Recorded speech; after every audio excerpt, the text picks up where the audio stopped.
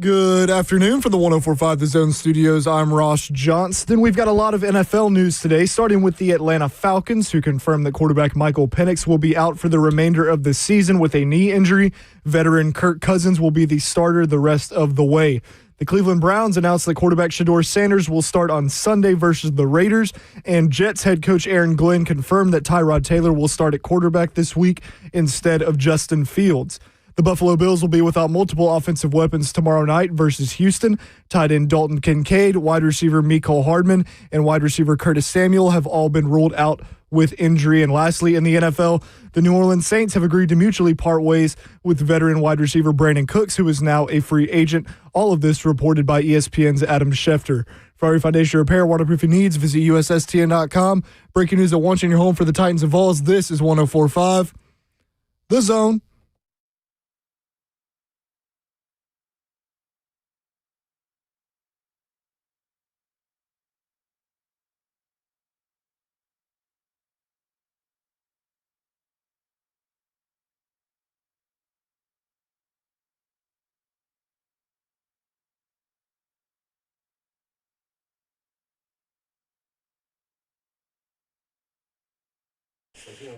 Cover 2 with Blaine Bishop and Zach Lyons here on 104.5 The Zone, powered by All Four Seasons Garage Doors, 615-737-1045. We got some lovely football talk to get to today. Ross was yelling at me in the production studio because he's doing a little word search or something in there. He said you didn't know how to get in I'm over here. I'm over here cutting my own clips. And he's getting all mad, like, are we even going to use all those clips? And I was like, I don't know. You're not cutting them. So, I mean, like, what's it to you if we do or not? So we got some good football talk, I feel like, on the way. It's put me on blast right away. Yeah, I did. I will say, you've enjoyed putting clips together lately, have you not? No. Okay. I mean, I'll do it, but I have not enjoyed it. Sometimes I enjoy it, but not all the time. You don't love what you do? Well, that's not wasn't part of what I'm supposed to do. I feel like that's the producer's job. But aren't you supposed to go above and beyond when required? I feel like I have been going above and beyond these last few weeks. He's pulling a J.C. Latham, according to reports. Man. No, I'm Arden Key or Jihad Ward, and he's the younger player. I'm trying to take him under his wing. J.C. Latham, he wouldn't say Alabama player. He wouldn't say it. I love J.C. Latham, by the way. I think he's a really good dude. So just hearing these reports is kind of crazy. I think it's I don't know how much I believe it and how much is just frustration and how much of it is just truth to power or something like that. But we'll get into all that later because I think the clips themselves can, we'll hear from Jihad Ward. We'll hear from Arden Key later on. And I don't know if they're really referencing J.C. Latham as is what everybody assumes they're referencing J.C. Latham. But I don't know. I mean, like, he seems like a guy that's been very coachable and all that kind of stuff. So I don't understand where all this is really coming from myself. Was it PK or someone said that Jeff was referencing to a certain extent? You could tell that's who he was talking to. Well, the clip we played of Jeff Simmons talking about the false starts and he's not going to sugarcoat it anymore. Right. See, that's what's connected. Yeah, that one is a little bit more connected, you could feel like. And you could kind of tie that into the Mike Silver piece where J.C. Latham or Jeffrey Simmons stops practice, the first practice back of J.C. Latham from hip injury and is yelling at him. So you can kind of connect the dots that maybe he's talking about J.C. Latham. I just don't know if everybody else is talking about J.C. Latham. Well, I just want to make one real quick comment, and it's referencing Latham, but all kind of the young guys on the team. If I was making a guess, here's where some confusion can happen. All right, your individual coaches are teaching you one way. Let's just say, Bill Callahan, who left, was teaching them one way. Now the assistant Elevate may make some tweaks, but meanwhile, players who are going against them are telling them another thing. That, that may not actually work out that way. It's more this. Yeah. Which is a little conflicting for young players who are trying to do well. And that can even become confusing, even as a veteran player, but more so when you're a young player, especially a developing player in this league. And so then it can lead to, you're not listening to me. Now, number 2 on that list is this whole, and I'm not just segmenting, this whole generation of players now don't believe current players, former players, of anything that they say is legit. Like, they just don't. Right. Whatever. Right. That's the attitude. It's not just Latham. I would say he would probably be the opposite of that if I was making a guess. Right. But that kind of is in all the league of listening to vets, especially. And this is why Jeff is, to me, using only one way to lead instead of another way, which is going to be a fault of his, because you don't do one way of leadership. Everybody has their style, but maybe you need to be putting your arm around them and saying, hey, Latham, let's work after practice. Let's do some things so I can actually show you why that won't work. Right? Regardless if the coaches taught you or not. Number 3, most of these guys in the league now, especially high level 3 round and up, only listen to their trainer, the guy who's actually training them outside of the building. Yeah. That's the person they listen to. What we see about the quarterback for the Falcons, Penix? Yeah. What'd he say? My wife and my trainer. Yeah. That baffled me. Like, and then I start going around calling my agent and say, hey, man, let me talk to some of these young guys. What is their feel? They said, oh, that is exactly true. Like, that guy almost has carte blanche even over the agent, because he's the guy working with him on a daily basis in the offseason. So that's the guy they're talking to weekly, daily. Yeah. So there's a lot of hurdles here, I think, now that there's so many, really good trainers out there, by the way. And then what coaches are telling them, and they only relate to maybe younger coaches, whether right or wrong, on if they're telling them the right information. I think you're making some great points. So I think all of this wound up, it makes it a little bit more difficult to lead in the way Jeffrey Simmons is trying to lead. I just think every situation, leadership has to be a little bit different. It has to be different in this case because of what he's dealing with around him, a young team. So if it's a veteran team, I don't think it'd be no issues. You could be a good leader. Talking to him like that. That's not saying he's a bad leader. It's just that that's his style, and that may not be conducive to the actual situation at hand with all these young players. You can be a good leader, but a great leader adapts. Right. You change with the situation. Yeah. I was a leader with the Titans the whole time I go to Philadelphia. Guess what? I took a back seat. I took a back seat. I was that second-tier leader because they already had their team established. They already had their leaders. And this team's still trying to find them. Right. I mean, find a bunch of amounts of them. Now, we could sit here and say, well, Big Jeff's the leader, Cam Ward's the leader, this and that and the other. We're also not in the locker room, right? There's one thing to be a public-facing leader. There's another thing to lead behind the scenes. Now, I'm not saying that these guys aren't that. Yeah. I'm just saying we don't know who's actually listening to who's following who, who's taking people under their wings and all that kind of stuff, right? We don't know. I don't even peruse or try to find out. Right. I just proof's in the pudding. But that's all I wanted to say about that whole situation. I think those are great points. And I think Jeff is trying to improve the team, and he wants to win. Yep. It's tough when you're a veteran player, especially at that elite talent that he is, and it's frustrating to a whole nother degree to him. It becomes almost personal for him. So I think he has to adapt to what he's dealing with. If not, he's not going to have a lot of success getting across to the young players. And I think, to your point, I guess point number one about the guys that are coming in thinking they know everything. Sometimes you hear them, I come in, thought I knew everything, and here I am. I know nothing. Well, yeah, it's totally different. And it's totally different. Yeah. But they're also getting paid millions of dollars, or maybe not millions of dollars, but you get what I'm saying. They're now getting paid NIL money. They think they're a little bit more professional than what they actually are. Yeah. They think they know. That probably even exasperates the problem that has been plaguing this team for a while. Or not this team, but this, I guess you would say, last 10 years of players coming through. Yeah. Because I do think, to your point, there is that little bit level of, well, I know everything. I would say this. I was that way when I joined, when I graduated college and immediately went to work at the family business. I thought I knew everything. Hey, I got this college degree. I got this. I got that. I thought I knew everything. I learned the hard way within the first 3 weeks. I know nothing.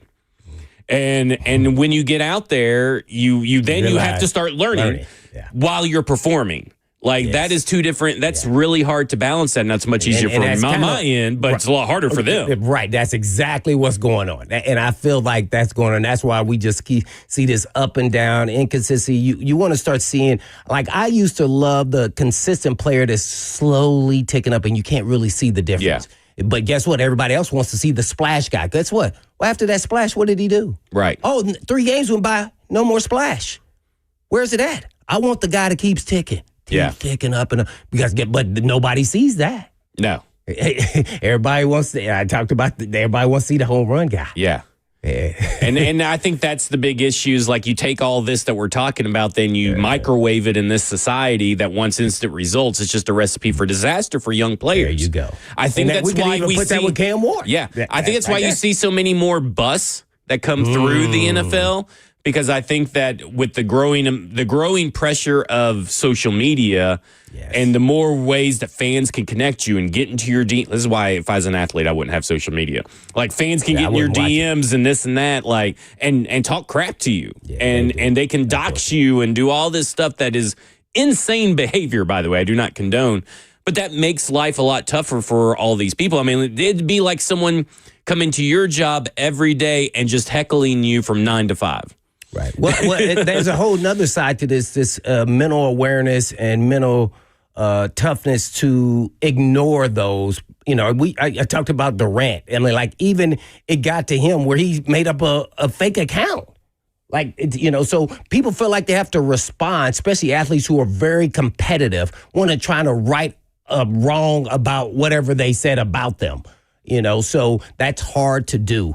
And I think we're going to see more of it because of it does start to get in some of these guys' heads, which, mental fatigue to toughness to awareness are all kind of combined to me in one, which I think is probably not developed where it needs to be because they've been, I'm going to say, maybe this is the wrong word, like coddled to a certain extent. Yeah, I think that's fine. I think, where have you struggled, to come up above like something that was hard?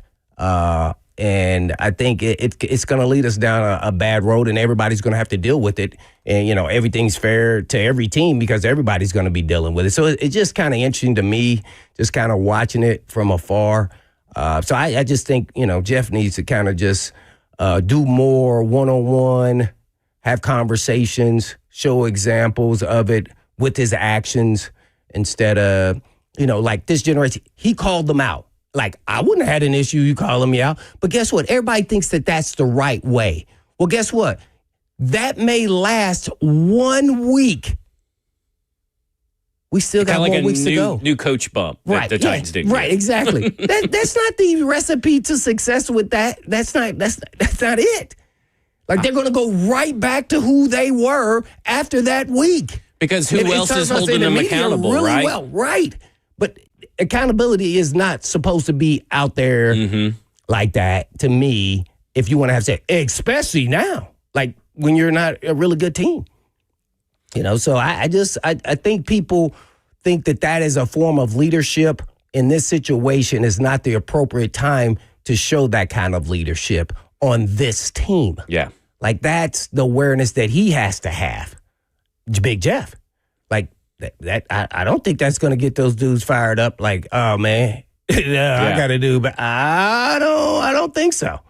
If it does, it may do for 1 week. Guess what? That might have pissed him off. Some people say, oh, that pissed him off to play. No, it may have pissed him off to play as an individual. Yeah. You may get better results, but it's not team results. Nah, like, that player may play better, but he may go out 1 week. 1 week. Like, you may see J.C. Latham out there. I'm just using him as an example, but you may see J.C. Latham out there throwing pancakes, but actually not following his assignment. Well, he may also then give up 2 sacks. Yeah, right, because he's playing not the right way. Right. See, so we got to kind of think about it. I think a lot of people, you need to ask yourself, like, what are the leaders in whatever profession you are, how would they handle certain situations? And every answer would be somewhat different based off the premise of the climate and culture around them at that time. Yeah. All right. When we come back, because I do think we've brought up some good points, and I want to continue this discussion on leadership in a younger locker room and the older leaders that are in it.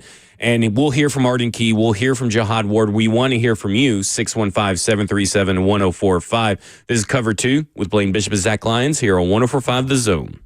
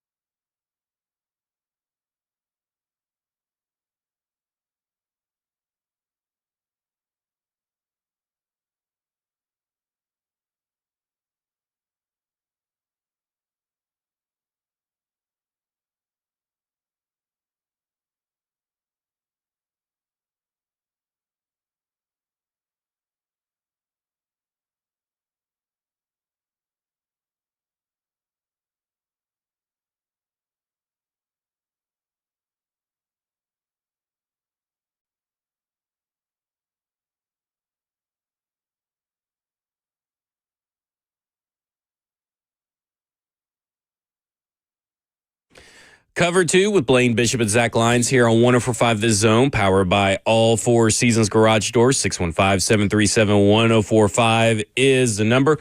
We're going to talk about, we're going to play Arden Key, Jihad Ward in just a moment, but let's go to the phones. Let's go to Titanomics. Titanomics, you're on with Blaine and Zach. What's going on, Blaine and Zach? What's up? What's happening, man? Shout out to the YouTube chat. Real quick, y'all. You know how Jeff was raised by Coach Vrabel, so he got a different passion. That's funny. Zach said this on the off air, right? I was going to bring that into that point up into break. Mm-hmm. Yeah, man, he was raised by, and then look at the Patriots, man. They got a hell of a squad. You know, a different type of mentality up there. But back to my point, as far as like JC, man, I remember JC saying something like, "This is his team now," and him and the rookies gonna have to step up when he was a rookie because it's his team. I think Jeff may have taken that personal because Jeff, he always talks about his uncle who did 10 years in the NFL. I said did like it's prison, but he. That's what I thought you was about to say. I was like, oh. He played 10 years. But, man, I think he's trying to make this his team long term, so I think he probably took that personal. Oh. But I ain't got them. I mean, that's an interesting point, but also... Do you remember that? I remember something like that. That was, I guess, his rookie press conference, maybe, J.C. Latham's. It may have been something like that or one of his pressers at the beginning in the offseason, but alluded to that. And I could see where that could cause an issue initially, but we shouldn't be holding grudges into the second year over that statement unless there's certain things that J.C. Latham has done behind the scenes. And, you know, I don't know how it is in an NFL locker room, but I would encourage young players to take the reins, but I don't think that would be the way for it to go in the NFL locker room in terms of leadership and say, this is my team. I don't think he meant my team like I am the big dog, but like, but how did Jeff take it? How did Jeff take it? So I don't know. I don't know what was said. I don't recall that, but I feel like the older wise man shouldn't have taken it personal, and that would be Big Jeff. He could have, actually really asked him, say, hey, man, I love your enthusiasm to come in, but right now you're going to have to earn that worth. And, I'm going to show you in practice this ain't your team. And that's kind of how that conversation went. And it should have just went away after that. Yeah. To me, that's where I'm at. Like, you shouldn't hold grudges for that. Yeah, right. That's why I said his style, I think he took things personal.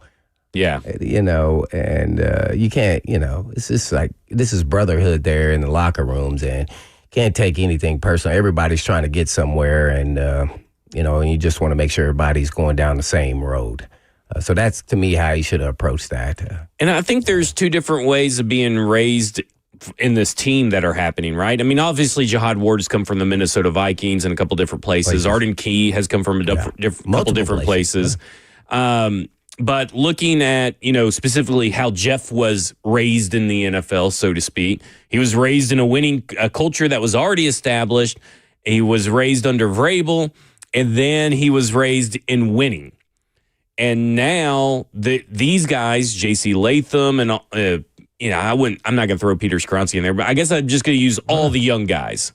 All the young guys over the last 2 years have been brought into pitiful losing situations. And I think that's probably another, addition to this quote unquote rift between the old heads and the young guys, or however you want to phrase it. But I wonder if that also is kind of contributing to all that as well. That's what I was saying. Like, these young guys, they've got to learn how to win in the National Football League. They all these guys, for the most part, come from good college programs. J.C. Latham hardly lost any games at Bama. Cam Ward at Miami last year had a great season. But these old guys like Jeff knows how to win in the National Football League, and he probably thinks that his way, however he views it, is the right way and potentially the only way, which you don't want it to be that way. Like, you want him to have a different viewpoint on it. But he's probably saying, like, hey, none of y'all know what it's like to win in this league. I do. Like, listen to me. Let me, lead this team or whatever. You just don't want that to get narrowed into one viewpoint. Yeah, I just think I'm not in the locker room, so I just feel like I think Jeff needs to adapt a little bit to get the message across. Ultimately, you want to get your message across, and one way isn't working. You got to try other ways, and that's what I'm really saying. I think that's the best way to look at it. Yeah, it's, because if Well, I mean, let's hear from Jihad Ward first, and we may not get to Arden Keys because a little bit of bad audio, but Jihad Ward kind of just echoed what you said about this team, about having to adapt and deliver messages in a different way. But here's what Jihad Ward had to say about leadership in the locker room. I feel where he's coming from. A lot of young guys feel like they try to take in charge, since, for me personally, I feel like everybody is grown. I'm not going to treat no young cat like a rookie. I treat everybody as grown men. Oh, man. So my mentality is like, all right, cool. You don't want to listen, that's fine. You're just going to hit adversity. NFL, you're going to hit adversity early, middle, or late. So the bottom line is you're going to hit it. What you going to do about it? So it's if you listen to the veterans or you just going to be in that deep hole. So that's my whole take about the whole situation. If the young players don't want to step up or the young players just don't want to listen. So, but we got some young cats over here. They buying in, and that's all I can say on that one. I mean, he says some of the young cats are buying in. What was the exact question, though? I think it was referencing Jeffrey Simmons' comments. No, it was actually referencing Arden Key's comments in the locker room. So they did the locker room interviews after the game. Then they had Jihad Ward actually showed up at the podium. Was that Monday, I believe? I really he was at the love podium. That answer. I thought it was fantastic. Extend Jihad Ward, by the way. He's not only a good player, sounds like a great guy to have in the locker room. Yeah, so sometimes those guys have been in a lot of different locker rooms. That kind of, they understand that there was different locker rooms and how they had to go about their business, and they had to adjust being in all these different locker rooms too. Yeah. I think there's some of that. But, hey, when they, hit those failure points, maybe that's what needs to happen. And then they come to them asking them and to have success. If not, they won't be tail between the legs, right? You got to. And you're going to be right there to help them out. That's kind of sound like what he was saying there in so many words. I really love that. That was great. I think all these guys, too, I think there's a lot of guys who go through their first adversity football-wise when they get in the NFL, and I think that can be hard on some people. Like for a guy like JC, and I'm not saying he's acting bad because I don't know, but we're kind of talking about it. He's just the top. He's just the guy to reference. Yes, but so JC Latham, I played him in high school. He went to IMG. Everybody knows what IMG is, what they're about. They won championships. He played college football at Alabama. This is likely, and I mean, I'm sure he's had adversity in his life. I'm not saying that, but football-wise and team-wise, this might be the first adversity he's had since Pop Warner or something, and that can wear on guys. And I think a lot of guys, like Blaine was saying, you got a lot of different voices in your ear when you're young and in the league. A lot of guys don't know how to take that losing because they haven't been used to it in such a long time. Yeah, I would agree with that. And I would also, let's play Arden Key's clip real quick because, I mean, I guess I forgot that Arden Key said it first and Jihad Ward was asked about Arden Key's comments. So here's Arden Key. Talking to him one-on-one, I mean, it's one of those. It's kind of new, just in this new age. When I came in, they gonna talk to you, and you better get it right. Now you talk to them, there's huff puff, all that carrying on. So it's one of those things where you gotta learn how to talk to them. And I'm kind of getting better at it, just because I got kids. I don't talk to all my kids the same way. I talk to them different ways because they react to different ways in different situations. So it's one of those things where I just got to talk and figure it out. So, I mean, he says he's got to learn how to figure it out. Also talked about his kids and all that kind of stuff and, how he was able to kind of learn to talk to these people. He said, when I was in the league, they told you what to do. They told you how to do it, and that was that. He said, and this is the... do it. Yeah. So that was it. Yeah. It was a fear there. And then not only that, from your own personal, that you would be letting all the dudes around you down. Yep. I don't think that even exists. It's all about me. Yeah.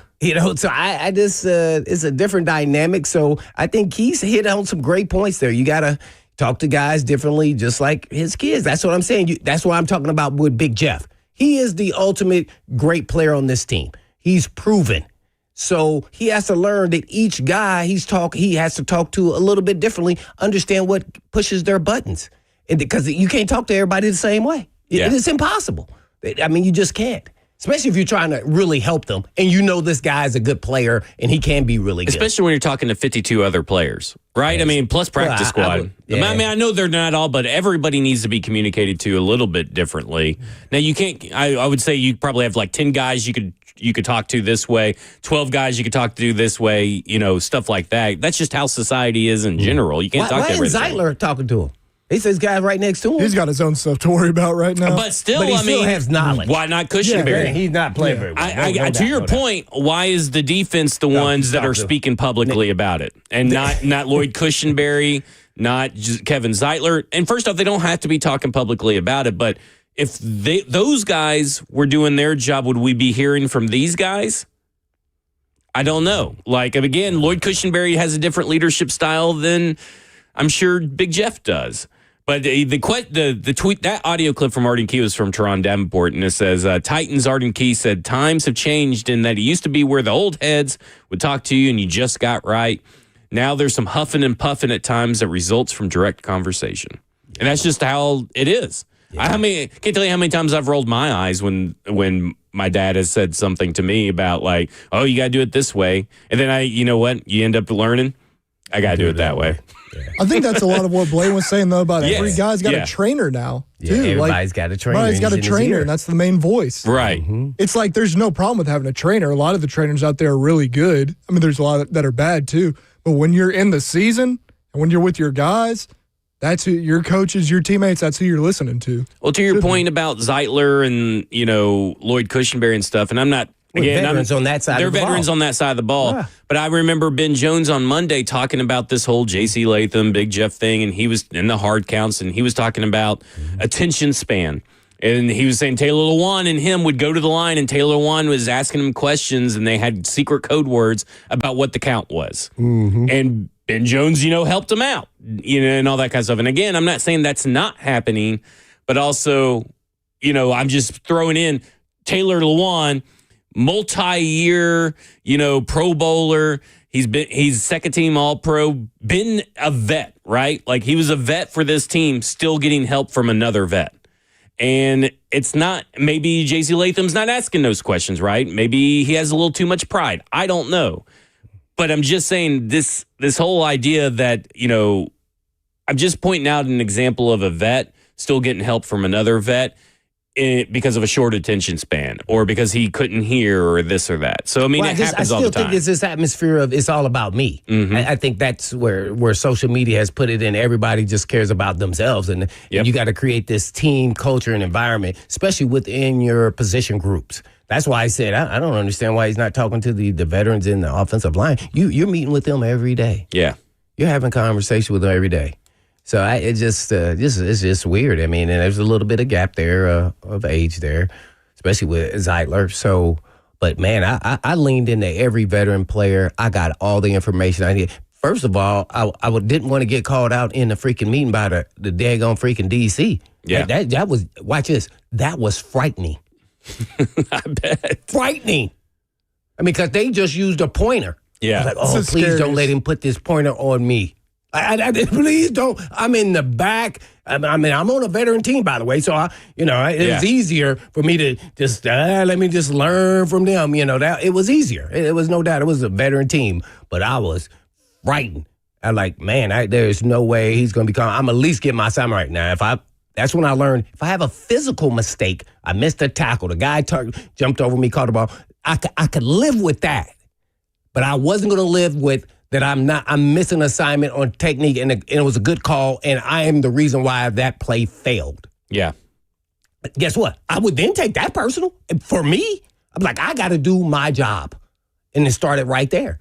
And then I started asking questions. I had to ask questions guys in the hot tub. Why are you in the hot tub? Why you get in the cold tub 5 minutes after you get in the hot tub? Were you like that little dog yipping at the big dog in the cartoons? I would do it in a slide. Like, hey, man, you do this? So that helped, right? I just started doing it. I just started doing it. Yeah. Hey, also, it's another form of bonding. Yeah. We're having conversations. It's a one-on-one conversation with a veteran player. I got to play with one of the biggest hitters ever. He looked like he couldn't hit anybody. But when he got on the game, we signed him halfway through my rookie year. Chuck Cecil. You guys may not know, but this guy was a knockout artist. Yeah. Like, hey, man, how are you? Go in the weight room, 220 maybe 2 times. Like, how's this dude been in the league 10 years and he's doing this? He's like, oh, hitting's a mentality. Has nothing to do with weight. Uh-oh. Really? Well, I'm going to keep pumping iron, but I get what you're talking about. Yeah. So you got to change your mentality. Okay, so how are you then, getting your body back? Right? Well, I do contrast stim. I get in the hot tub for 5 minutes, cold tub. By the time I do that 5 different times every day. Oh, okay. I think I may need to do that. So it makes your legs fresh? He's like, yeah. Every day. I may need them. I got tight calves. I'm just what I'm getting at, not to tell my experiences. Right. I don't think that happens now. Yeah. Like, it should be happening. And for the record, we're not saying that J.C. Latham does not do these things. We're just saying in this generation. We're just using him as an example. Like, is that actually happening? Because that speeds up the course. You got to, at some point, be kinship with the guy next to you that you're playing with or working with the most. I just don't know if it's really happening because, man, that's got to happen on its own. And to your point, like, the reason why I kind of struggle with this whole J.C. Latham talk, and you guys have kind of all brought it up at different points today, IMG, Alabama. Look at the work he put in to lose all that weight. Mm-hmm. But that also can be kind of losing all that weight can kind of be a little bit of a me mentality, right? Like, it's not necessarily that he learned that from someone, but maybe he did. Maybe he just brought that up on himself. But also, I don't know what the dynamic is in the locker room. I think that's our biggest point in all this and why we're having to use the tag of this generation is because we don't know what it's like in that locker room right now. No, we know what it's like in a locker room in general because of your experience. But we don't. I mean, we don't know what it's like with the last 10 years. We don't even know. This is a super young team when you talk about all the influx of players, and then not only that, take into account the free agents who have learned and been in different locker rooms and have so many different styles of leadership too. And all that to say is that if you don't have one voice, one guiding principle, one identity, one philosophy, one culture, you may just have a bunch of individuals. Yeah. You may have these little factions that pop up, offensive line versus defensive line and stuff like that, because you don't have that main leader, and that comes kind of from the head coach, you would assume. That's what I would assume, I guess. I don't know what everybody else would assume, but that's what I would assume. But it's without supposed to take its own course, though, as far as the player. It's a living, breathing organism, I guess. Yeah, it should amongst the locker room. Sometimes not, especially with all what you just said there, with all this change. Yeah, and it's going to be a lot more change. Someone's got to more so. Someone's got to be that one direct voice. This is how we're going to do it. That's what Big Jeff is trying to be. Yeah, and I just don't know if he's taking the right path there. Good intentions. I would say so, absolutely. Yeah, great intentions, in fact. Coming up next, we'll go to Luke in Nashville, 615-737-1045. This is Cover 2 with Blaine Bishop and Zach Lyons here on 1045 The Zone.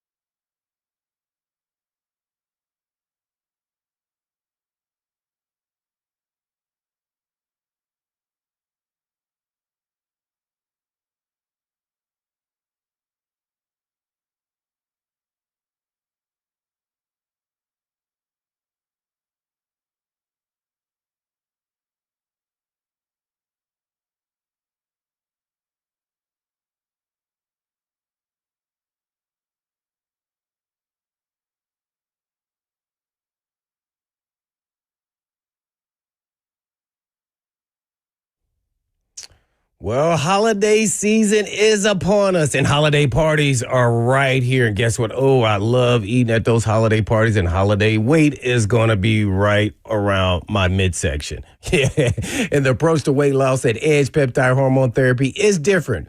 We make sure all patients have extensive lab work and face-to-face conversations in office with our nurse practitioners to create a customized treatment plan tailored to your specific needs. They use only U.S.-based FDA-audited compounding pharmacies because knowing where your peptides come from always matters.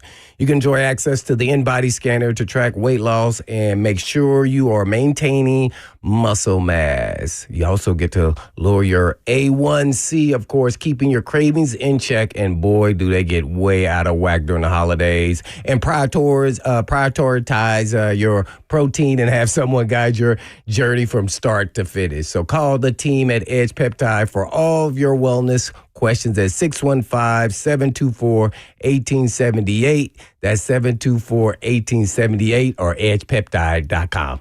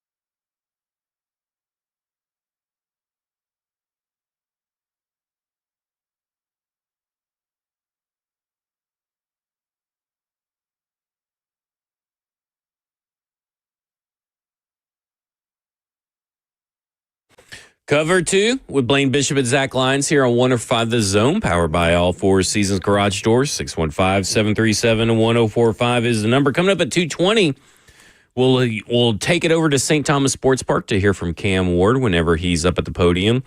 Let's go to the phones, though, because we've been talking about leadership styles. We've been talking about this locker room, and we haven't really touched on if we get any sense that's actually going to splinter or is splintering. I really don't get that sense with how they've been playing on the field, so I'm not really too concerned. It's just about maybe talking about who's going to rise up in the future a little bit. But let's talk about talk to Luke in Nashville. Luke, you're on with Blaine and Zach. Hey, guys. Thanks for taking my call. Yeah, I agree with a lot of what y'all been talking about the leadership and stuff. But what I wanted to ask was, how much contribution do you think injuries has led to the inconsistency of this team and the inability to really progressively get better? And basically the past 2 years, our first through third round picks, whether, I think it was like game 1 or 2, Latham and Sweat are injured. And then, Ridley's injured, Spears injured, Oladejo, Kevin Winston Jr. It's just like, and as soon as one player gets back, and another one gets injured. I just feel like they can't even really spend time. I mean, Jeff was injured, so Sweat comes back and Jeff's gone, and now they're both back finally. But I know injuries happen, but it's like the key players have had these injuries all at different times, and it's just caused a lot of inconsistencies. So I just want to see what y'all think about how much that's hampered the development of this team, and what that's contributed to. All right, thanks, guys. Thanks, Luke. I think that's a good question. I mean, it seems like it would contribute a lot to some of the inconsistencies you see.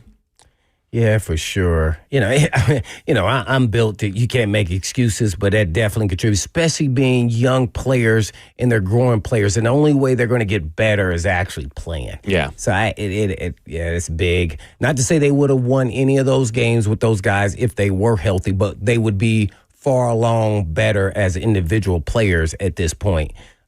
Which they're relying on. And, that's why we keep bringing J.C. Latham. It's because he was, the 7th pick or something? Yeah, 7th overall pick. Yeah, so, the expectations of typically of a player like that, probably right about now you start seeing him turn the corner. What year is this for Skoronski? This is third year. Right. And typically it takes about 3 years for offensive linemen they hit their he is what we thought he was. Well, we needed to see progression now that Latham moved to another position, the other side of the tackle, is that we wanted to start seeing that sooner than later because he was okay last year at left tackle. Now we thought, okay, if he's okay there, he could be a little bit better than okay starting off. And then let's see where that goes. Well, the injuries did hamper him. No different than Tyjae Spears, who's the most explosive player on the team. And I know a lot of people want him to start, but at the same time, I don't know if he would be healthy enough to give you a complete game. As much as I would want to do that too, the history tells you he won't be able to do that. It's impossible for him to do it because he's a smaller back. And he keeps getting injured with different injuries.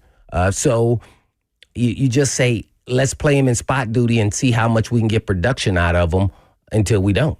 Well, and to your point, Peter Skoronski, he started kind of turning the corner in the middle of his second year, because he had the epidectomy his rookie year. Oh, that was horrible. So he went downhill after that. Now you have J.C. Latham, who kind of hit the rookie wall last year, gets a hip injury, and he's looking good in training camp. Even against Big Jeff in one-on-one reps, he's looking good. He's setting his anchor and all that kind of stuff.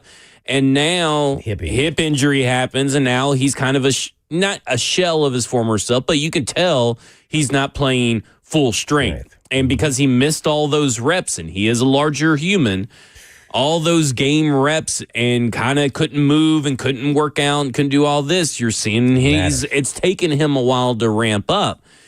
Just like it took a while for Peter Skoronski to ramp up. And now you're starting to see Peter Skoronski play up to almost that all-pro level that everybody thought he could play to. So, again, I know nobody wants to hear patience when it comes to this Tennessee Titans team, but we're talking about a guy who's played a little bit over, he's now played, I think, 5 or 6 games this year, so full starts. So that's not still a lot. Yeah. When you consider the severity of the injury, so he's probably like around 20, 22 starts or something? Yeah. Yeah, 22 starts, I think. Yeah. Because I don't think he played a full 17-game schedule last year. Okay. I don't think he did, but double check me on that. I will, but also like you think, and again, it's just how it goes sometimes. Unfortunate, but like we face a lot of good edge rushers. He's gone against a lot of good comp this year. When he comes back from injury early to play against Max Crosby, normally when you play a guy like that as a young guy, that's going to get you better because you're going to have gone through that experience. Not saying it couldn't, but when you're playing him injured, it's like I don't see how that gets you that much better, because you're playing in kind of a different way than you would normally play. That's true. I don't know, man. Oh, man, when you got a big guy, got a hip issue, that's a tough one to kind of finagle your way. I mean, you're going against the guy I'm at safety. There's times I'm in space. I'm not covering anybody. It's not like I'm one-on-one every time. Right. Where a corner is one-on-one. So if he has a high ankle sprain that he's trying to fight through and he's coming back and he thinks he can play and get to 80%, that's going to be a lot tougher for him than me. See, so that's a tough one there, and the man. further he gets removed from that Las Vegas game, the better he is looking. Don't let people tell you Okay, I otherwise. also have good news for us, too. J.C. Latham was just the fourth Titans rookie offensive lineman since 99 to start every game his rookie year. Okay, so he also was one of 9 NFL players to play every offensive snap in the league last year. So he is around his 22, 23 games. How many game starts is he at total? 7. How many has he played this year? 6? I figured you had it up. Sorry. I just had his last year. Oh, sorry. 22 or 23. Yeah, 22, 23 then at that point. Let's go to Charles in Nashville. Charles, you're on with Blaine and Zach. Hey, thanks, guys, and good afternoon. Good afternoon. Hey, I just want to say how much I appreciate, Blaine, how you're talking about leadership. As I listen to many of the shows in town, and so the last couple of days, sort of the take was, hey, JC is he a bust, and what a terrible game, and the way he was called out for the penalties. I thought you provided great context, and I'm repeating that because I really think your point about how leadership is projected, it's not just true in football, it's true in business. You can't have a bad day or a bad meeting or a bad quarter and go up to the microphone and highlight or make strong inference to your peers. What you can do is go in the locker room and say, hey, guys, this is what I think, and talk to JC and Peter and all the guys and go, this is how I'm feeling. This is what we need to do. Now I'm going to go to the microphone and I'm going to say some nice things about you guys, but know that this is what we got to work on together. So I think the leadership thing is not a criticism of Jeff. It's just he's just got to learn a little more subtlety. So that's one comment I wanted to make, and then I'll make another and get off. The other thing is, the more I've listened to this conversation, and I've listened to you guys all week, as I reflect on it, I think this sort of goes back to the culture under Callahan. I mean, they just never figured out who the hell they were. They never got aligned in terms of how they were going to intercommunicate as a team. And I don't think they ever knew who the hell they were. And I don't think they'll figure it out this year because they're at the bottom of the league in talent, tough schedule.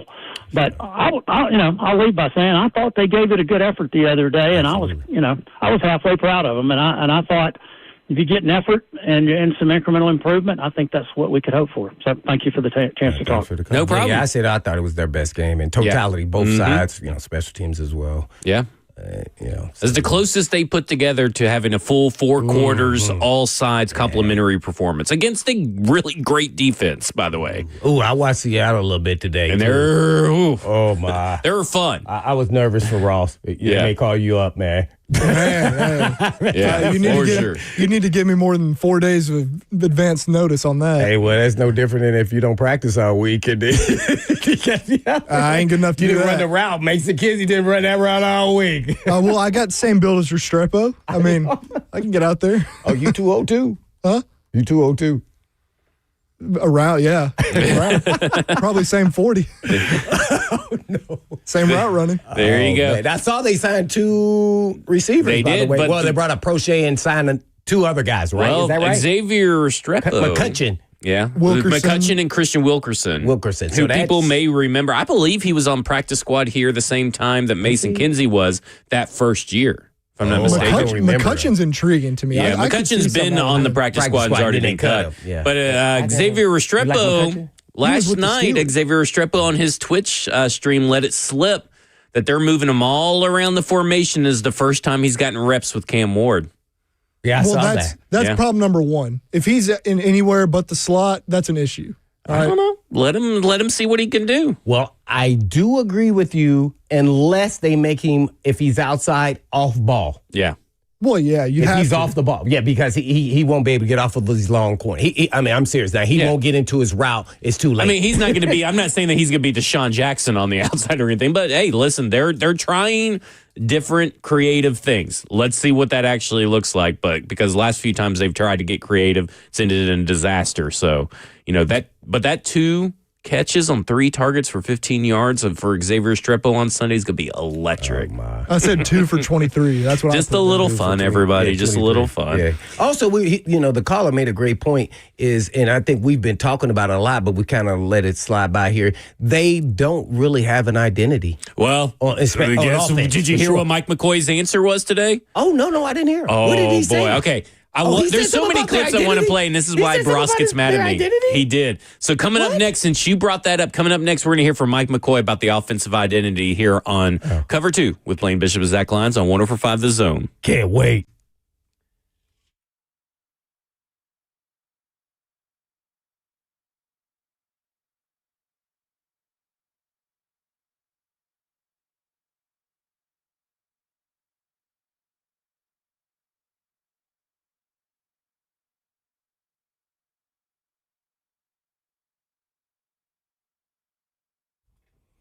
It was once said, do all the good you can by all means you can, in all ways you can, in all places you can, and at all times you can, to all the people you can, as long as you ever can.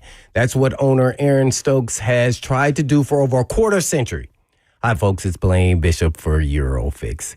And Eurofix repairs European vehicles at below dealer pricing. But what sits at Eurofix the most is the vehicles at below dealer pricing. But also the commitment to quality that keeps you off the tow truck. And Eurofix has clean, welcoming shops where you can actually sit down, plus a free 15-minute no-wrench inspection to share with you what's going on with your vehicle. As well as they have the 3-year, 36,000-mile nationwide warranty on all repair work performed, and rental cars are available by appointment. 5 locations all over the state: Nashville, Franklin, Murfreesboro, Belmead, and Mount Juliet. And all you have to do if you want some service is just give them a call at 844-EUROFIX. That's 844-EUROFIX, or you can visit them online at myEurofix.com. That's myEurofix.com.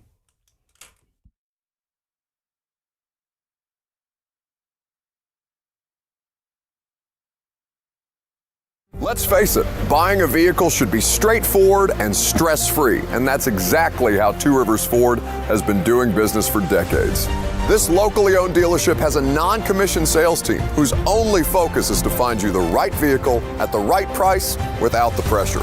So you'll actually have a fun car buying experience. Great prices, easy financing, and a non-commissioned sales team. Two Rivers Ford, the South's most trusted Ford dealer.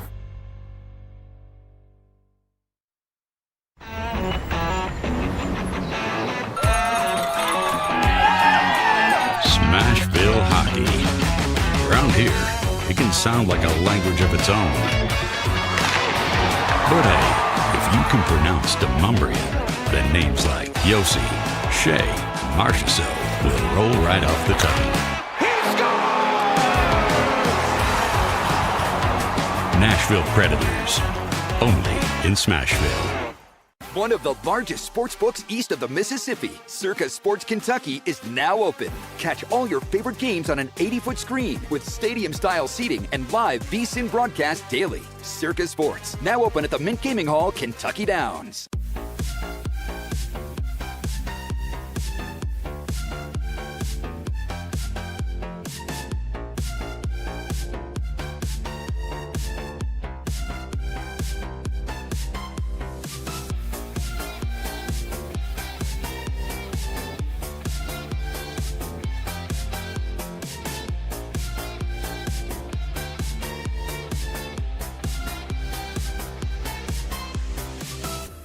My dad and I used to golf together all the time, but when he hurt his back, it was over. To have your son want to spend time with you is amazing. That's why my chronic back pain has been so heartbreaking. Surgery, fused bones, long recovery. No way, not for me. A friend recommended stem cells, so I gave Kellum Stem Cell Institute a call. I'm glad you're out on the course. Yeah, it's really good. Call the Kellum Stem Cell Institute today. Swing still looks just okay, though.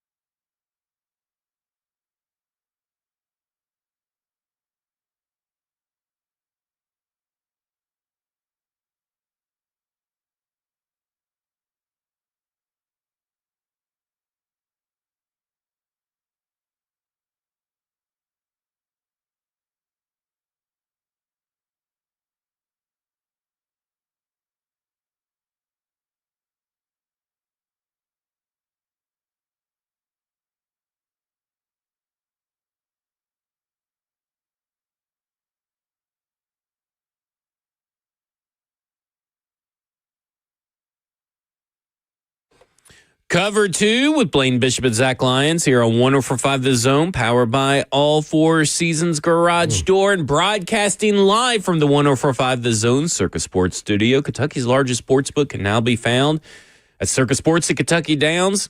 And Blaine, our caller, I believe it was Charles, was the caller that we were talking to, and he brought up identity, and you brought up, well, I don't even know what this team's identity is, and blah, blah, blah, and I agree. And I think Mike McCoy agrees, too, that there is no identity on this team. Why do you say that? Because today at the press conference, Terry McCormick asked him, a lot of teams have an offensive identity they can lean into when times are down, blah, blah, blah. In your own words, what is this team's offensive identity? And here's what Mike McCoy had to say. I think there's been too many ups and downs to say, hey, you could say, hey, there's a couple of weeks there that you really, we ran the ball better than we have. And then all of a sudden this past week, it's not there. There's weeks of the passing game that it's been up and down. I think that Cam is getting better. You know, the way he played and the way we executed the passing game last week is that's what you want. And unfortunately, there's a couple plays there that we missed, but that's you're going to miss up every game. You're going to look at, come back and say, hey, there's one or two plays you wish you would have had back in all phases. You know, I think we need to be more consistent in all areas. We're an up and down team that has a few missed plays every game. I mean, at least he's honest. That's what they are. That is their identity. What did Buck say their identity was a couple pre-games ago? He said they were losers. Oh, my. I mean, I wouldn't go that far technically, but because that could be taken in a couple different ways. But they are a team that keeps losing, and Mike McCoy did nothing to establish anything. It feels like, and he just said they're an up and down team, and I agree they are, but they can't get anything go. But that's not the question, I guess. I mean, you could at least say what you want to be. It doesn't even feel like we really got that outside. They want to be a consistent football team, and I don't know if that's an empowering message. I'm stunned right here, man. They might have put the stun gun on me, man. Up and down. I felt like he was answering a different question. Like I did too. Like, well, how productive was your offense? Well, we were up and down. I mean, yeah.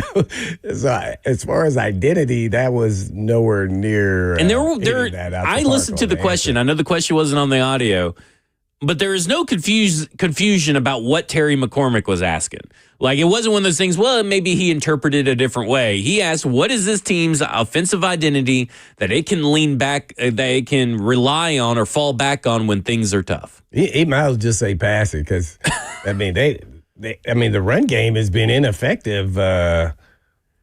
I don't know. It's gotten even worse since Bill Callahan has left. So you can't say that at least we know the Bill Callahan. Than what it was. It wasn't like it was devastating. It was at least getting us 60, 70 yards in totality from everybody. Now, it's and they still go away from the run, even in close games. I would say throwing the football. That's what they want to do, whether it's sharp passing game or, trying to throw deep. Keep it in the hands of our playmakers. I just wanted a quick, 5-word answer. What is your identity? I mean, man, hey. Shouldn't that be something you can spit out if you're the head coach? Score. Yeah. Well, we all know they're not scoring. I think that's what Bo Hardegree said, right? When he first got interviewed after he took over play calling duty, scored the most points, or our identity is scoring points or something like that. Yeah, score more than our opponents. Yeah. Somehow, I would, because, I mean, I think he didn't want to back himself into a quarter, but, yeah, I might even said the actual truth. We're trying to find that out right now, what we got, and see if we can come up with an identity with the players that we have. Yeah. And then what do you say to that as a media guy? You say, well, yeah, I understand. Yeah. You're the new coach around here, and all that. I was just floored by that answer. Wow. And I forgot that he had said that because we recorded the full press conference and I was listening to it live, and then I was doing something on my computer, and I forgot that he said that. So when I was going back and seeing what I need to cut out, because Ross won't do it for me, I had to I was like, I cannot believe this was an answer. And you're a hard worker like Restrepo. That's right. How do you think I got here, man? That's why you're still on the practice squad. I know. I'm behind the glass still.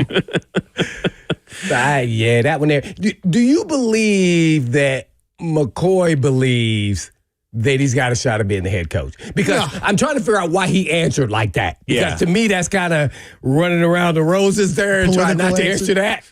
Like a political answer? Right. Like, hey, man. That's even worse than a political answer. It had no coach speak in it. It was bad. I don't know. But if he thinks that. Do you think, Ross? Do I think he thinks that? Do he thinks he has a shot? He's been in the league long enough. He's a smart guy. He's got to know he's got no shot.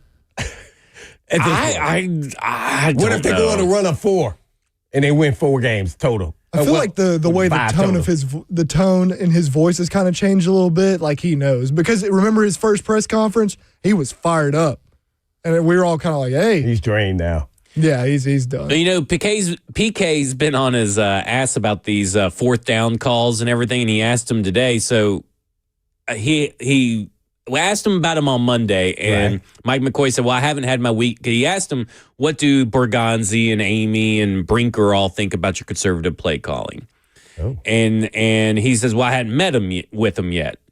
So now that he's met with them, PK followed it up again. He says that they're all on board. Now, that could be coach speak, but I kind of tend to agree with PK. If they're all on board with his conservative play calling, then that's a bad sign. Is he the one calling the plays? Well, no, but I mean, I guess he's making the decisions on fourth downs. The fourth down decisions, I guess you should say. Okay. But I'm like, I'm sure that's coach speak, but it's just like, oh boy. There's just, I hope, no way that Mike McCoy, if Mike McCoy gets a job, I don't know what we do. If they go on and win 3 or 4 more games, I'm just saying if.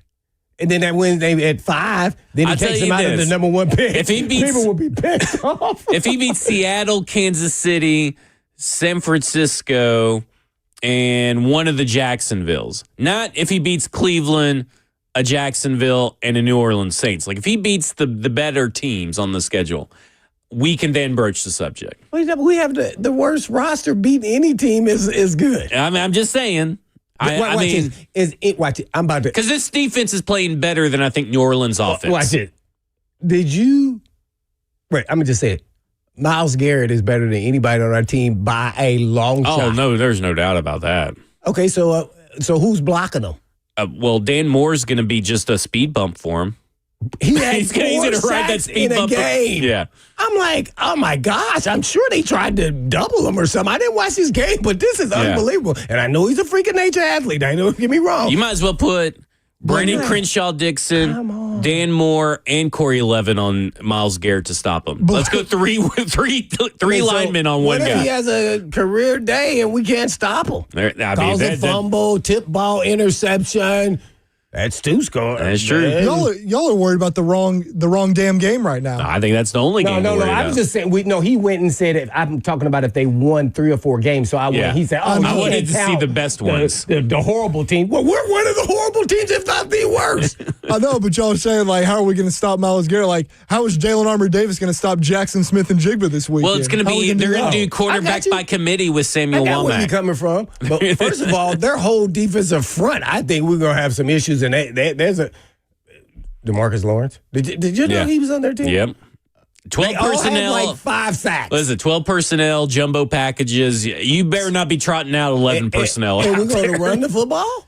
No, you got pass. The good news, here's the thing. Here's what's crazy about this is that passing from 12 personnel is almost double the efficiency of running out of 12 personnel for this team. What stat are you looking at for the Titans? For the Titans. Oh. So 12 personnel, let's just pass on 12 personnel. Well, we trick them. Let's trick them because they ain't inspected it. Cam might be at Ascension St. Thomas next week, and I don't mean the practice facility. Hey, man, they better watch out. These dudes was humming. I'm interested in watching our O-line versus their D-line. You are? Boy, because I'm a little nervous on this one, when you're driving down the highway. I was like, ooh, they better come with a A+ game, and that may not still be good enough for the O-line for the Blaine's Titans. one of those people that's driving down the freeway going 20 miles an hour so he can look at the car wreck when he's talking like that. I'm like, whoa, man, these two. I was sitting there watching, the Curve TV, like, I might as well be driving. And he's about to drive into a freaking jigsaw puzzle here. This was here, man. These guys. Ernest Jones, he's going. Yeah. Oh, yeah. People not even talk about Cooper Kupp. Where is he? When you got Jackson Smith and Jigba going off like crazy. They have Cooper Kupp now. He's making some plays. Yeah. Uh-huh. Who's guarding him? Kevin. Kevin. Cooper Kupp? Yeah. Cooper Kupp's lost a step a little bit. I know. Kevin's got the young, fresh legs. He's an athlete. Man. I don't know. He got. You haven't heard me say take Seattle 13 or Tennessee 13.5. That's what they're underdogs by. And guess what? I watched the game. They lost, and the guy should have made the field goal to win it, even though Sam Darnold threw 4 picks. 2 to the same guy. Yep. This is like a 1 seed versus 16 seed March Madness. We've seen it happen before, but it ain't happening. Only thing I'm banking on is that was a physical game versus the Rams. But guess what? We just played the Texans. And they're traveling, so maybe. Yeah. So I'm like, hey, man, if we just get a little bite of that apple early on, it never happened. All right. Please, come on. Sam Darnold have a bad day, New York Jets day. Seeing ghosts, the ghost of Jalen Armour Davis. Come on. Coming up next, we'll probably be joined by Cam Ward over at St. Thomas Sports Park for his press conference. This is Cover 2 with Blaine Bishop and Zach Lyons here on 104.5 The Zone. Help me.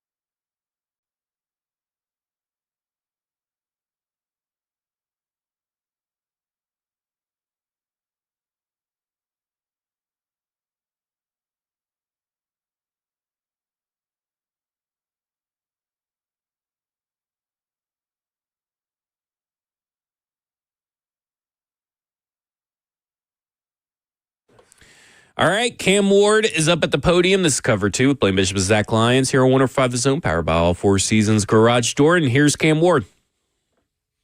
That I've been better at since week 1. And then also just continue to emphasize the little things.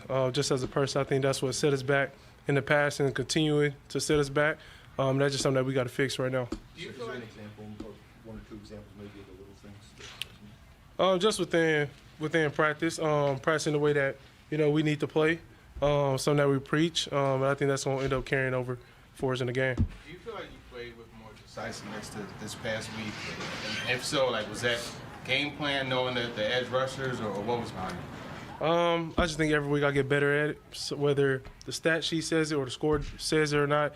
I just think I know I'm getting better at something little every week that I got to get to be my best. And also I just think the emphasis on doing what the players want to do, not only from my standpoint, but the receivers, the routes that they're good at running, the offensive line helping them out a lot. So I think a lot goes into it.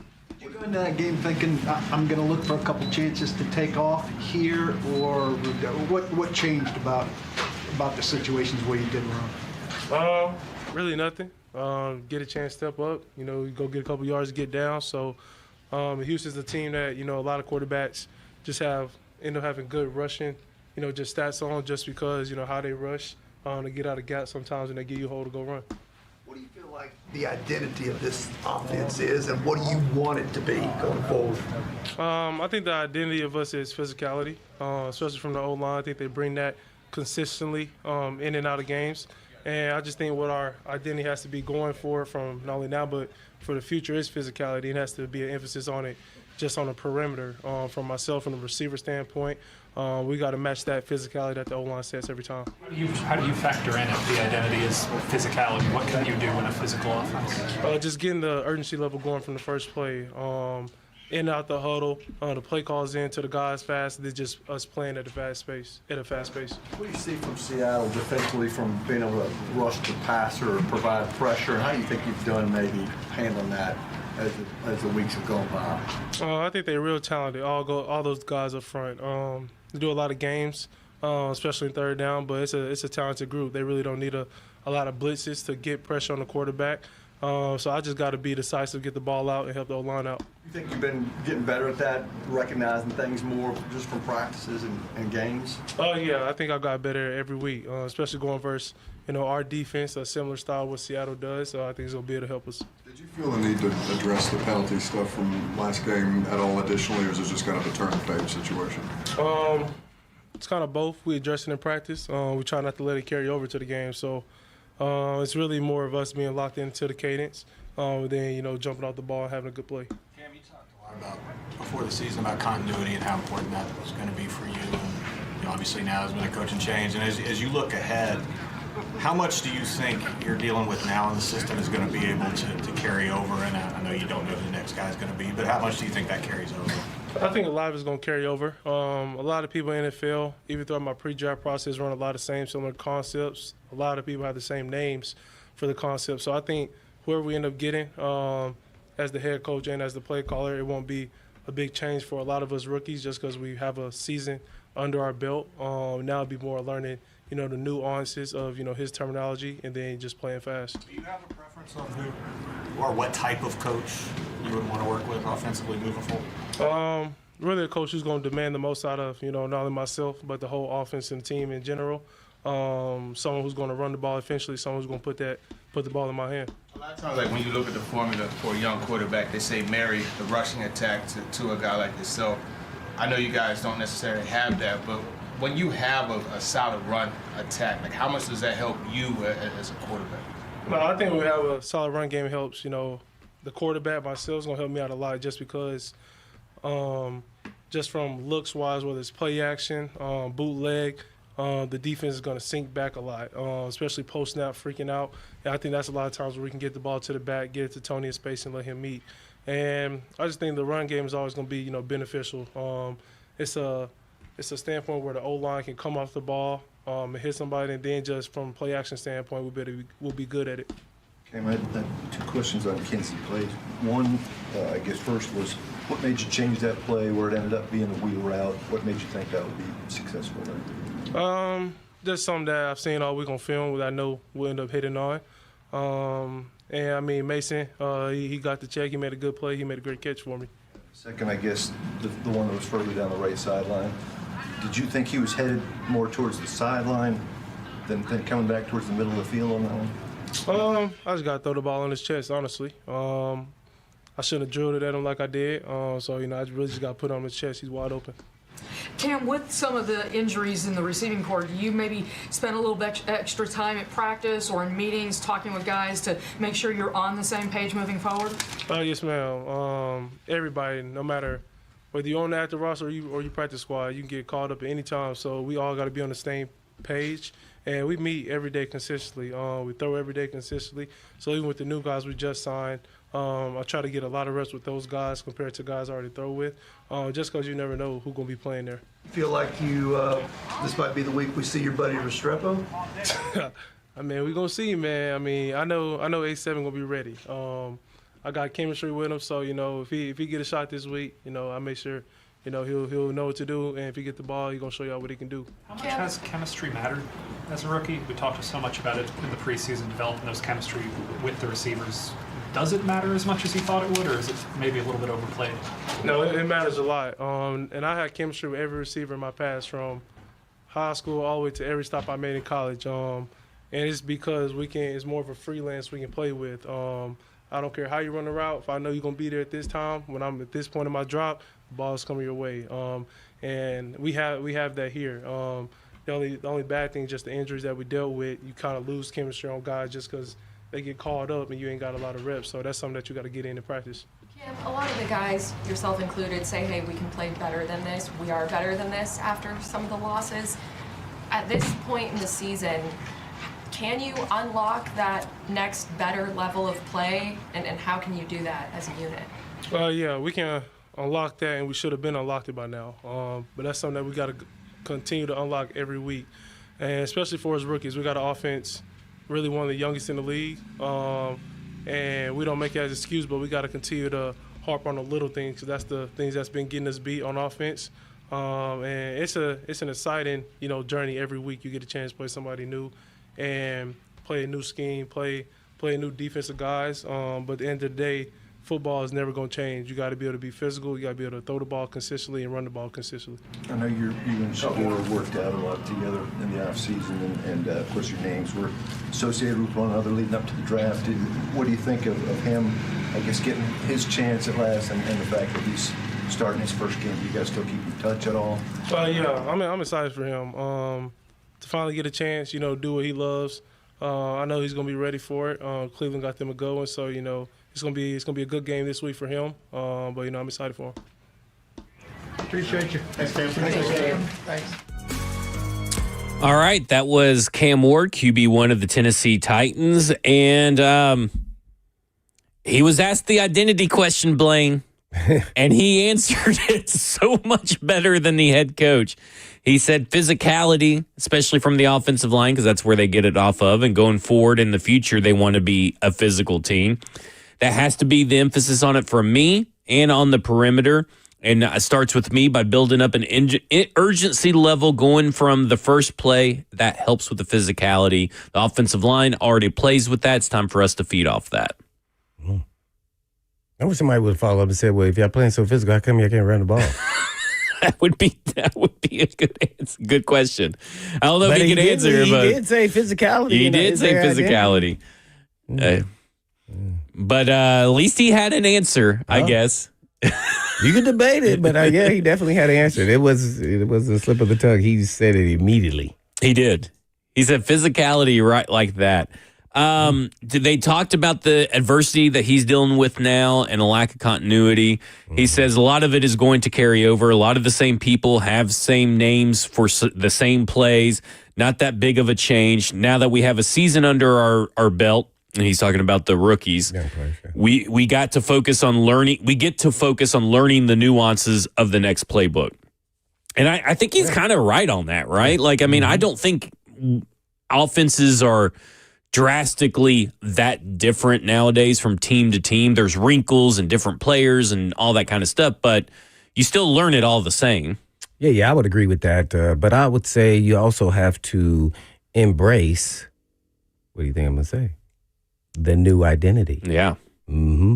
It may not be physicality. Yeah, it may be whatever that is. And when I say embrace the identity, more so what the emphasis is in that offensive scheme. What they really want to, when maybe it's a 12 personnel. They do a lot of passing and running. I don't know. I'm just giving you an example. So sometimes, you get change. Some guys be slow to embrace and see the big picture. Yeah. Especially being young guys. So, it'll be interesting to see how quickly they can get up to speed and understanding the playbook of what the emphasis will be with the new offensive coordinator. I'm going to say that. Yeah, because we don't know if it's going to be an offensive head coach. Right. Mm-hmm. He did say that he wanted a coach who's going to demand the best, someone who can run the ball efficiently and put the ball in my hands. Feels like the last two kind of conflict with each other, but...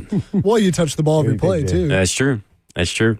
But I thought that was interesting as well. That was about all. Yeah. I mean, like everything else seemed like normal, run-of-the-mill stuff we hear. Did you think it was funny how he laughed first when they were like, about Restrepo? Probably a little bit of smile out there. Ha. Yeah. He said he's going to be ready. He says, I'm going to make sure 8-7 is ready. Ooh. Maybe force-feeding Xavier Restrepo. Oh, yeah. Could be a 10-target game, 7 catches, 22 yards. Whew, buddy. But okay, let's be serious. If he plays, if he plays somewhat significant snaps, what can he bring? Because he's not going to be the focal point of Seattle's defense. They're not going to be, they won't care who's on him or whether they're playing zone man, whatever. Can he be that safety blanket in a sense on Sunday for Cam Ward if there's a lot of pressure coming to him? Or do we think no? I think for me, it's like yes and no. And the reason I say that, and I know that's a very big non-answer, is because I don't know the physical ability for him to be able to get open and make contested catches and everything that once the ball is snapped.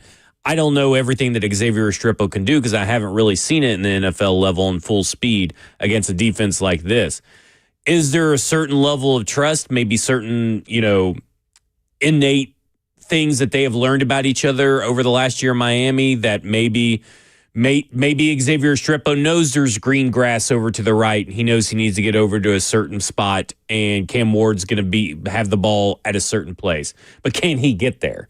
Like, that's the stuff that I don't know. Mm-hmm. I mean, we have to see. We really is just kind of a wait and see when it comes to Xavier Restrepo. I think if he plays, I think this will be the assessment game of what he is capable of. And that's not to say he'll have a good game or a bad game, but we'll see him in an NFL live game against a really good defense. So we'll see. I mean, especially if he plays a slot. I think Weatherspoon, who I'm a big advocate for, from Illinois, Devin Weatherspoon, that guy's the real deal. So if he takes this dude and put him in a spin mode, I would be thoroughly impressed. And so I would say I think he has a high ceiling. But if he doesn't, he gets smothered and he can't see him, in certain situations, I think then we'll see, in the league, it may be a little too much. But chemistry does matter, as he was talking about. So maybe he would have completed the Kinsey play where he got turned around just because of chemistry, not because the guy's more talented than Kinsey or anything like that. And that could have been a winning play to help them win a game.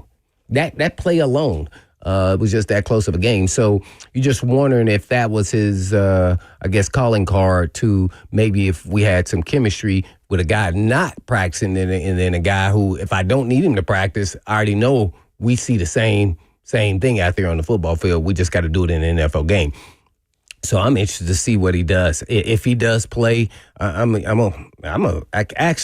him to do well, but I got to see him live in an NFL I'll be game. rooting for him because, listen, anything that makes this offense better, I'm all for. I'd be really surprised if he had some dominant type game. I'd be stunned, and I'd be like, hey, man, he's a gamer if that does happen. But besides moving the chains, I just don't know, or something schemed up really well, I'll see him doing something, special. I made a bet in the chat just now in the F&M Bank chat, Twitter, YouTube, Facebook Live, and this is from Nick Ewing. He says, if X gets 100 yards in any game this season, I demand that Zach wears an Xsanity T-shirt on the show. And I said, I'll do it. If you buy it and send it, I'll wear it if he gets 100 yards. I think the bet should be a little more than that. It should be like get Restrepo tattooed on his chest or something. I don't have one single tattoo. I'm never getting a tattoo, so I would not agree to that. He said that you also have to get me to agree to the bet. You can't just force the bet on me. I have to actually agree to the bet. We have some breaking Titans news here. Okay. Oh. Why you look at your phone? I am looking at my phone. What is I got the a bet? text from Easton Freeze that the ping pong table has been taken out of the locker room. So we did the Ravens thing. We took the table out. Took the ping pong table away. Didn't something else get taken away a while back? Yeah, wasn't there a basketball goal that Vrabel took away? Oh no, I meant this year. Oh, I don't just think remember so. the Ravens took all their stuff. Yeah, the out. Ravens did So it. we might be going on a little streak here. With Jackson requesting that, by the way, that Lamar Jackson actually requested to be removed. You think Jeff requested the table get taken out? I don't see Jeff playing any ping pong. Oh no, he might. I know Cam Ward broke a ping pong paddle, that in the off season. I remember he was so that. mad that he lost. He broke it right there. All right, coming up next, there's a little article over at the Tennessean by Nick Suss, and it says something about the Tennessee Titans offseason storyline of veteran quarterback versus drafting a quarterback that I found interesting. This is Cover 2 with Blaine Bishop and Zach Lyons here on 104.5 The Zone. Nick sucks.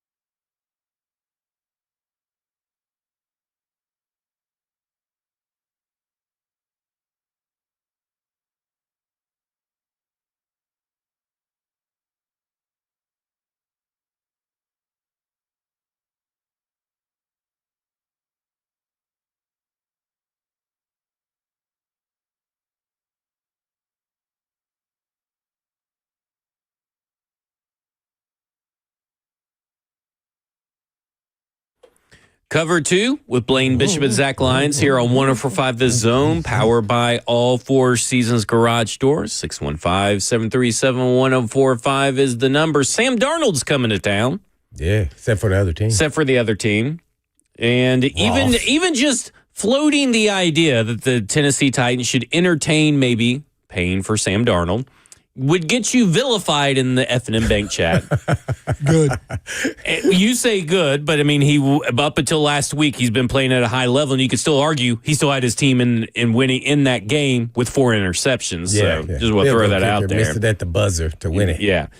But sources have told Nick Susses of the Tennessean, Titans coaches were interested in evaluating the veteran quarterbacks who would come available, not just Sam Darnold. Talking about last year. This past offseason, just the summer. Sources? So that means somebody in the building? Yeah, sources told the Tennessee. Is that what it means, Ross? I get confused on when they start talking about sources. I would assume he didn't say sources inside the building. Oh, okay. He didn't say. All he says is sources told the Tennessee. So it could be. I'm reading this verbatim. Let's before we start. Okay, who could would be that an agent? Could be Sam Darnold's agent. Could be a media person. Could be a media person. I would assume someone from Seattle potentially. It could be someone from Seattle in Seattle's front office or something. Yeah. But I would assume that Nick Suss, being that he makes his bread here and has been here for a while, would probably be someone inside this building. Now, who it is inside this building, who knows? Gotcha. As sources told the Tennessee, and Titans coaches were interested in evaluating the veteran quarterbacks who would come available. Not just Darnold, who could have returned to Minnesota via franchise tag or contract extension, which neither were ever going to realistically happen, I kept telling people. But also former New Orleans and Oakland quarterback Derek Carr, who retired rather than facing the market. Derek Carr obviously had ties to Brian Callahan. Pretty easy to make that connection. The front office never loved the idea. Even if signing Darnold meant trading the number 1 pick in exchange for a massive haul of draft picks, there wasn't belief the roster would be strong enough to seriously contend within the first 2 cheaper years of Darnold's contract. And he is on a 3-year contract and typically all backloaded. The strategy of signing a win-now quarterback, which is what Sam Darnold is, to a roster that wouldn't be ready to compete felt tantamount to signing up for roughly 7 wins a year and wading back into the quarterback market in 2 or 3 years. So that is kind of how the whole offseason went. They weren't really interested in spending big or entertaining the ideas of a high. Derek Carr would probably be cheaper than Sam Darnold, but a experienced veteran quarterback that would give the illusion that you're trying to compete now. They opted for the rebuild because this is how they view the current state of the roster. The complete teardown rebuild. Which I wonder, I don't ever remember that happening. The what? The Titans are a complete rebuild under the We're watching it right now. No, I'm talking about before this. Ever. Before this rebuild. When Borgonzi was hired. No, before this regime. So right. But we're talking about this regime I know, right now. but I'm just saying, I don't remember the organization ever having a rebuild. So why did they make that decision? Because I think that's, so what you're saying what I'm getting at now. So why did you think that? Because I think you learn from your predecessors. Because I think there needed to be a little bit of a reset, and they never were in there. Even though they used the word reset or whatever, they really didn't do it. Right. They fought it for a minute, so then they just finally really. I guess maybe it's Mike Borgonzi's the only thing that changed. So maybe he's like, no, you guys need to rebuild. This is a disaster. But I thought a rebuild was, but that was 3 years. After I was saying that, but they never want to embrace that. Yeah, that term. That's what I'm saying. I think Borgonzi's the difference here. But is the point of this like we should have tried to make a move for Sam Darnold? Because no, I mean I don't know. I didn't read his whole article to get to it. I mean it's a very lengthy article. I just read the important part. of the revisionist article. history. That's why I said, where did he get this information? Like my thing with Darnold too is and this is gonna sound like it's a shot. I don't mean it in that way, but I think he's a situational quarterback. Like he's never had a good season in his career until last year with the Vikings. We know about that offense, the playmakers, the play caller. And then this year. It's the same thing. Yeah, like it's I don't the play caller. I mean, I'm not trying to take away anything from Sam Darnold when I say this, but you got Clint Kubiak with Jackson Smith and Jigba, who's turned into the best thing. And last year he had Justin Jefferson, Jordan Addison, and Kevin O'Connell and all that kind of stuff. So, like he's been in two perfect situations. And I agree. That was the big knock on Sam Darnold. I don't think that Sam Darnold is going to truly be able to elevate. Like you have to stay pretty committed to Sam Darnold. But if they would have that was my point. Like he comes here, I don't think we see the successful. I think this is Darnold more role about last year, I think this is more about clarification. But if he would have come here, I'm just making a guess. That means we would have traded the pick, and we would have got more pieces to the puzzle. But we ain't getting Justin Jefferson or Jackson Smith. No. I know. But we could have got somebody like a Jigba. You mean like for the future it helps out? Yes, exactly. Yeah. So I'm just saying, we don't know. I'm just saying on being objective to the whole situation. Because it is proven that Sam Darnold has to have, good players around him to have success. Almost kind of like they're doing this, the flip side of that. Right, they're doing it reverse. They went quarterback first, and then they're going to try to get the pieces. Yeah, and because you probably wouldn't have the first overall pick this year if you had Sam Darnold in their mind. Yeah. But now you have the first overall pick this year, and you have a guy that obviously the front office fell in love with, according to this information, fell in love with. So now, hopefully, nothing's ever promised, but hopefully you could trade back and get more picks this year. But the problem with this whole theory is I don't think they thought after taking pick number 1 with Cam that they'd be right back there picking number 1 again. Probably I think not they thought they number 1. were a 5, 6, 7 I would win agree team. with that. But So then they would have been in the same situation if Sam Darnold was there. Yeah, but you I have guess more that's pieces. true. But also the way it works too, though, is like what Zach I think is kind of saying, which you still get more pieces, maybe eventually. Like they're trying to build the team to where you want Cam to be the guy because these guys are all coming up together. But in case he turns out not to be. We still got all these guys to where hopefully we could be one of these teams like a Minnesota or a Seattle who gets a guy like Sam Darnold who's kind of league average or whatever and can win us some games because of our team. Right. But in that, it's going to be based off of this is the biggest decision with the head coach call. See, it's going to go back to that, man. This could take it could take us way the wrong or right way, man. This one here. Here's my tinfoil hat conspiracy theory. I remember talking to Mike Bergonzi one-on-one at the Senior Bowl, and he said in that interview, which you can go find on the 104.5 The Zone YouTube page, that he hasn't really scouted the quarterbacks. He didn't need where he came from. He didn't need a quarterback. So he hadn't started the quarterbacks, but he kept the head coach. And then he started studying the quarterbacks and fell in love with Cam Ward, and is like, okay, either Cam Ward and Brian Callahan can both succeed together, or at least I know that I got a guy that I believe in Cam Ward. So I'm taking that guy no matter what. And I've always been a big proponent. If you feel like the quarterback that you fall in love with as a front office, whether we agree or not, if the front office feels that convicted about the quarterback, do whatever it takes to get him. And that includes teams that want to trade up for him. Like Atlanta Falcons, trading up. And they traded up, right? Or no, they just stayed there. They did trade with the Rams. They did trade up. With the Rams, right? Did they? Okay. They trade up to get Jalen Walker, and then they got James No, Pierce. I was talking about Michael Penix Jr. I guess who traded up for Trey Lance? Kyle Shanahan, right? So Kyle Shanahan and the San Francisco 49ers, they didn't really have true conviction, but they traded up for it. Their conviction really lied with Mac Jones. But if you really do have true blue conviction, which sounds like it does from this general manager, you should trade up because that's who you're connected to. That decision at number 1, that general manager is going to be connected to it as much as well as obviously what he does with all the other picks and roster building and stuff, but that's a pretty pivotal moment. Yeah, that's why I said this is just revisionist history. Yeah. I kind of don't like going back. That's why I said what. I don't think he's not saying they should go for Sam Darnold or not. He's just putting emphasis on who made the decision.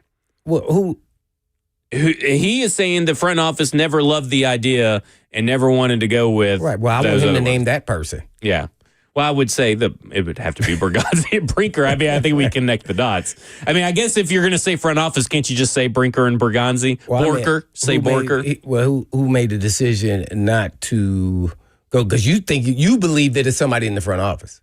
That's what he says. The front office Right here. Well, I mean, like in the beginning, you didn't say that when I said, well, who made the decision that they weren't going to go after Sam Darnold? Yeah, I read the whole quote. No, I know you just did that. Now I'm talking about. No, I didn't. I literally read the first two paragraphs. You said, I don't know where the information. That's when I don't know where the information came from. Right. Well, that's what I'm asking.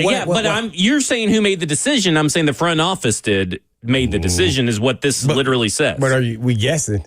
Front office? That's what he said. Could front office can be Amy, right?